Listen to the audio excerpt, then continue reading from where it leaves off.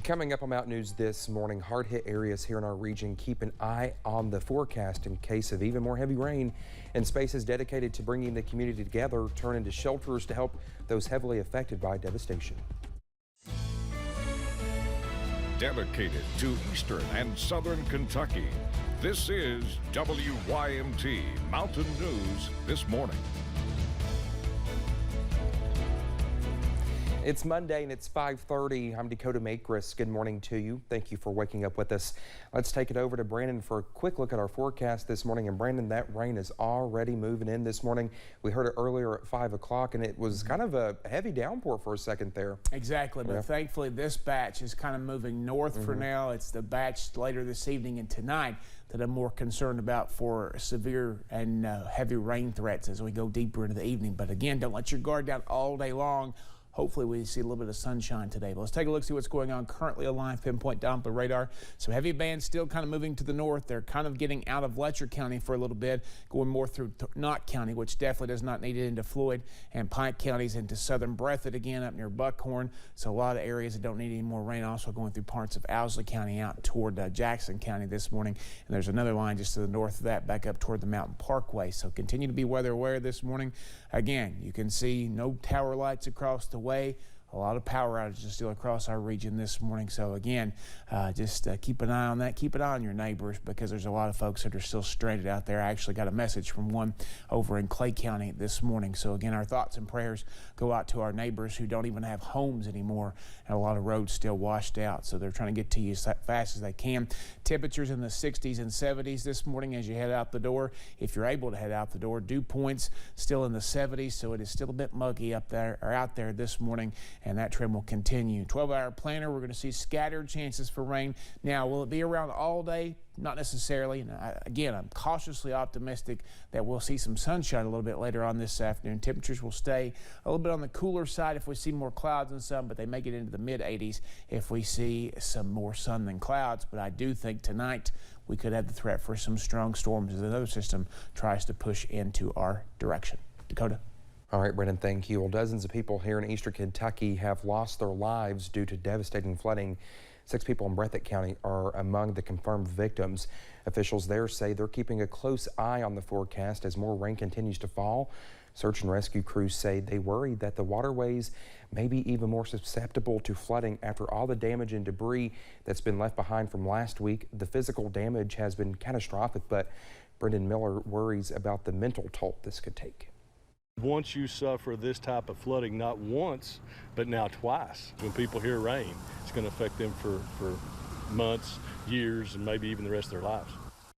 The Breathitt County Sheriff has imposed a curfew because of looting. It goes into effect from 10 p.m. until 7 a.m. until further notice. Law enforcement in Knott, Letcher, and Perry counties have also reported issues with looting. Now, also in Breathitt County, people are starting to see the damage the floods have caused to their homes. Bethany Smith and Jesse Nickel were evacuated from their home last month. They recently moved into a friend's home in Jackson. That friend woke them up as water rushed toward their home. Getting them out of the house. Getting them out of the house, getting my husband and my cats. We lost everything, but we're here to help the community now, so yeah, that's all I care about is other people's safety. Well, despite losing everything inside of her home, Casey is quick to point out that there are some who even lost more, saying she has a 9-year-old boy who she is thankful is alive. For those at WKCB radio station in Knott County, flooding outside of their studio was relatively common, but nothing could have prepared staff for flooding that took place Thursday morning. Floodwaters were at least 4 feet high in the building, damaging most of the equipment and making the building inoperable. But through the devastation, WKCB's General Manager Randy Thompson says he feels lucky. You know, it's stuff, and it can be replaced, and it will be eventually. You know, but a lot of the stuff we don't need. But you know, we have friends and families and people that have lost loved ones, children. And so my loss pales in comparison. So I feel guilty even talking about it.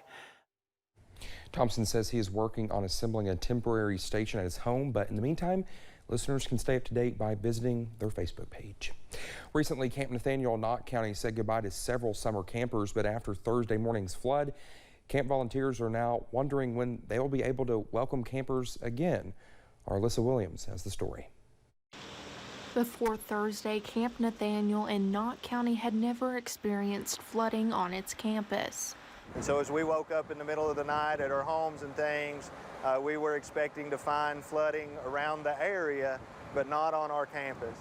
It was then that people who lived on the campus confirmed the staff's worst fear. We realized that our entire campus, the lower ends were all underwater. Camp staff and volunteers took no time to assess the damages and start cleaning up.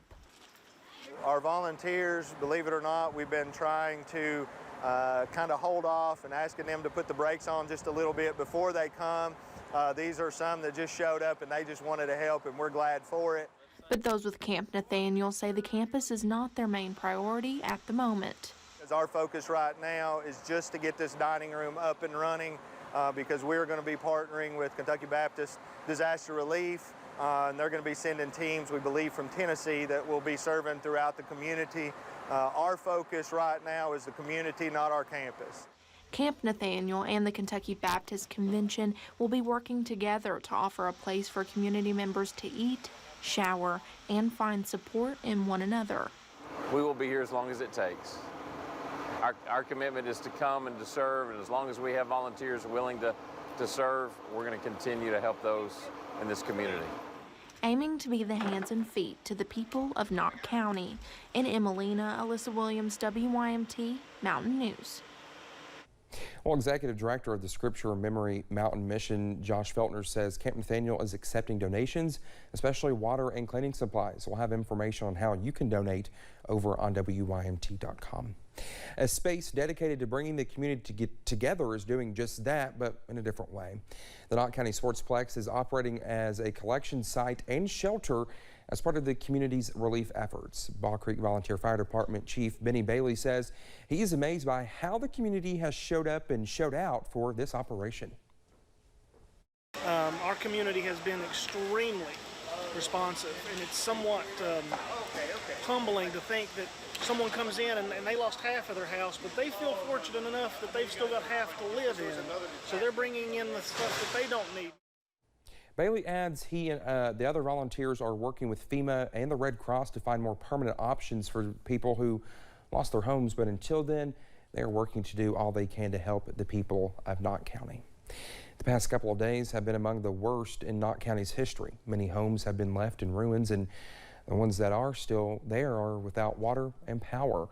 As WYMT Sports Director John Lowe explains, the Patriots that represent Knott County on the baseball court are helping the county take the first steps towards recovery. There are not many things more authentic of a summer Saturday than a cookout. But instead of a celebration, it comes on the heels of tragedy. It's just tough. I don't know. I've never seen anything like this. I hope we never see it again. For decades, Knott County Central High has been the gathering spot for neighbors, their place to cheer for their Patriots. Now it sits in disrepair. Those same athletes and coaches that wear Knott County on their sleeve found a use for their old gathering spot, cooking food for those who need it most.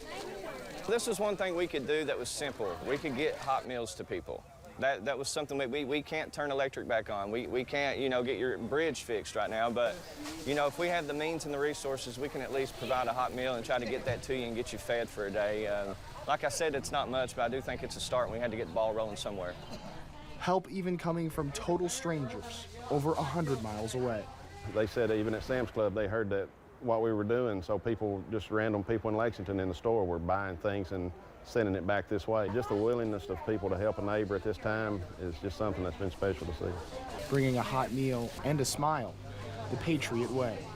In Hindman, John Lowe, WYMT Mountain News. One local restaurant also set up camp in Knott County to give back to flood victims. Junior Sabachi handed out free meals yesterday at Knott Central. The need was far beyond expectations, beginning an hour early and calling for more food less than an hour in. Owner Sean Moore says that, even though he was impacted, it is important to give back to those who lost everything. We were fortunate enough, we did get hit by the flood pretty hard, but we were fortunate enough to not have any damage to any of our business assets or anything like that. So we were in a position to be able to do something like this where we could open up for a day. We had to wait till we got electricity, which was, I think Saturday. And we just wanted to come out and do something. I didn't know this many people were going to be out here, but it's been a great turnout. We're glad that we were able to feed so many people. Well, Juniors posted on Facebook around 3 p.m. yesterday saying it ran out of food after feeding 600 people.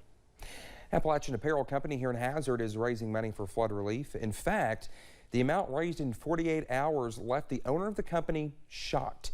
The store is raising funds by selling these t-shirts. Owner Joey McKinney says they raised $75,000 in 48 hours, blowing his expectations. He says he's been in contact with city and county leaders along with the Foundation for Appalachian Kentucky on how to get money to those who need it.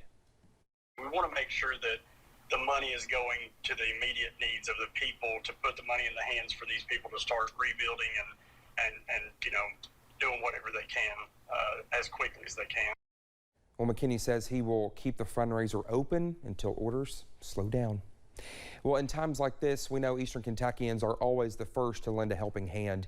Here at WYMT, we are teaming up with the Foundation for Appalachian Kentucky Crisis Fund and the Appalachian Regional Healthcare Foundation Flood Relief Fund for the Appalachia Rises Flood Relief Campaign.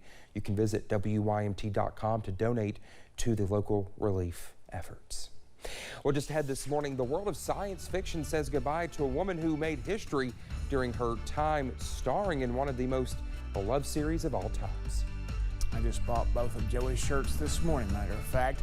We're looking at scattered showers that will continue off and on today, but more rain and strong storms are possible tonight. I'll have the latest on those threats in about 3 minutes.